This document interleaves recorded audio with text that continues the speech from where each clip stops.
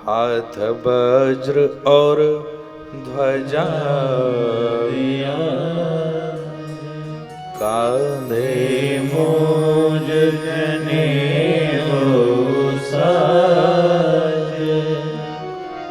ये बड़ा ही विचित्र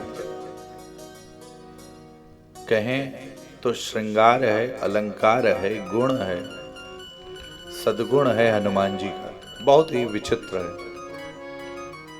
पहला शब्द है हाथ वज्र और ध्वजा विराज, कांधे मोज जनेऊ साज।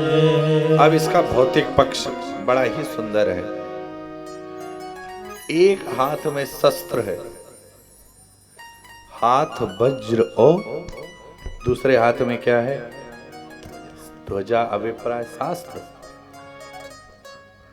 एक हाथ में शस्त्र है तो दूसरे हाथ में क्या है? शास्त्र है।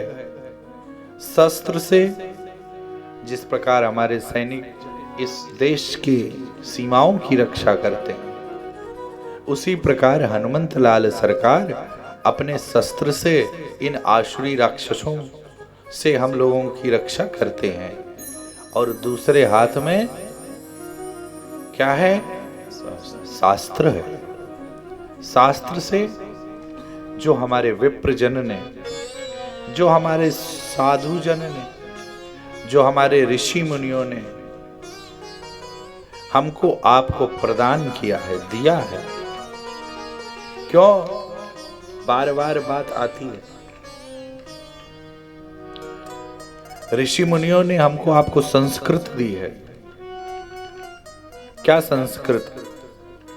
भारतीय संस्कृत, सनातन संस्कृत, संस्कार। और हमें इसी का सृजन करना है।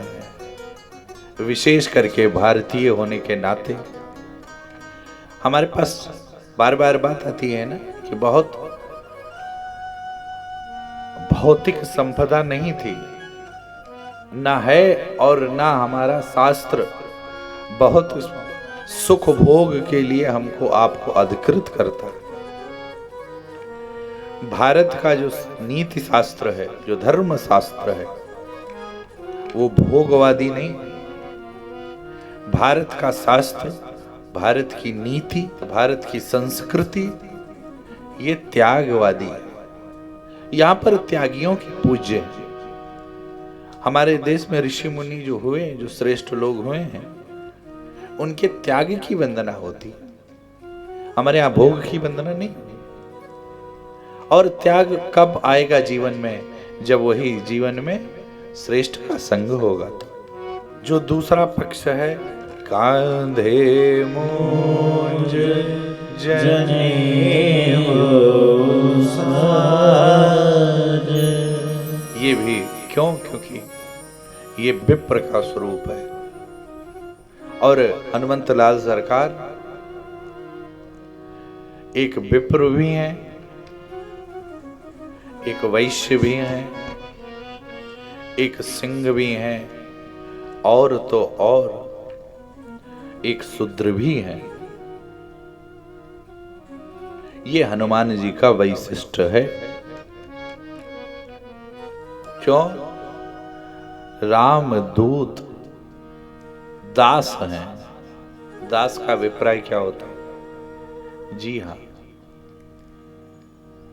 शूद्र का अभिप्राय जो आप परिभाषित करते हैं वो अपितु होता नहीं है।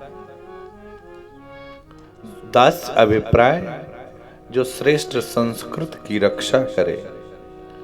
हम सब दास हैं, हम सब शूद्र हैं, आपकी भाषा में कहें तो। भगवान तो कहते हैं चातुर्य वर्ण हम ही से ही उपजे। हनुमान जी विप्र भी हैं, कांधे मोज जनेऊ साजे, हाथ ब्रज वज्र है, सिंह भी हैं,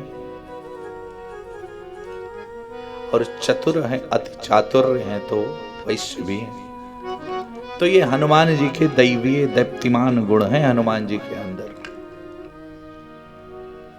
आध्यात्मिक पक्ष भी यही है। एक हाथ में रामध्वज है, दूसरे हाथ में वज्र है, शरीर पर ब्राह्मण का वेश है जनेऊ।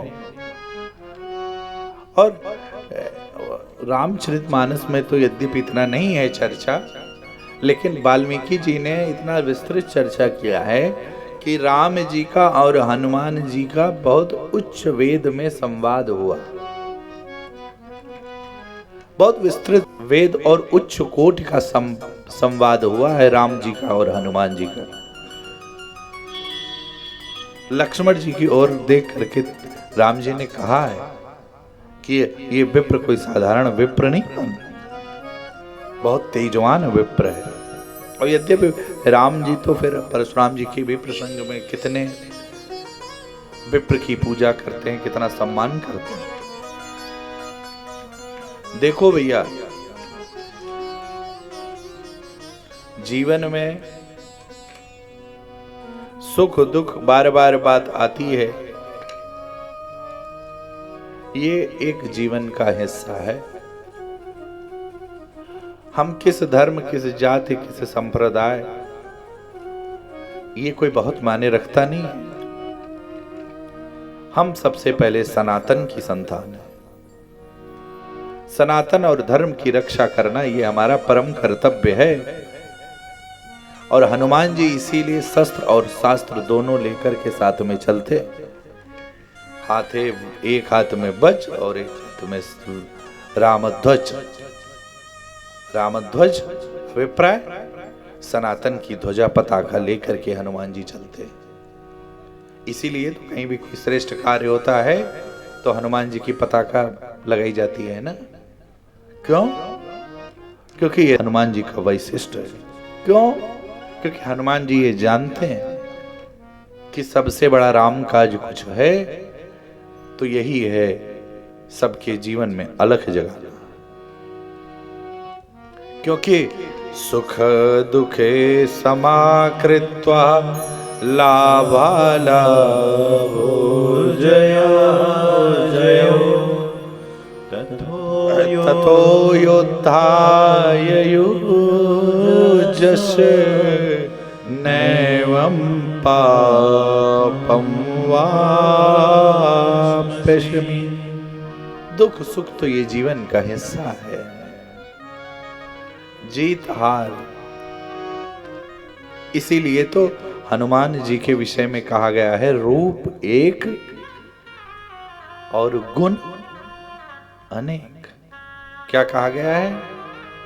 रूप एक है लेकिन गुण अनेक है। वैज्ञानिक पक्ष जिसे कहते हैं मल्टी टैलेंटेड, नॉलेज भी है, वर्कहोलिक भी हैं और फिजिकल स्ट्रांग भी है। अरे भाई, ये जो योग है ना, प्राणायाम, ध्यान, इसको तो अब विदेशों ने भी स्वीकार कर लिया है ना। ये जो पातंजलि का योग सूत्र है, इसको तो विदेशों ने स्वीकार किया ना। यही तो है श्रेष्ठ सनातन। और क्या मानेंगे आप सनातन को? कोई चमत्कार और इससे बड़ा चमत्कार क्या मानेंगे? अरे भैया, गीता जी का न्याय है कि ये जो वर्तमान है यही आपके हाथ में है। और हम कहाँ बीवी बच्चे से उम्मीद रखते हैं। दूसरे के कर्म को अपना अधिकार मानेंगे तो हाथ लगेगी उदासता।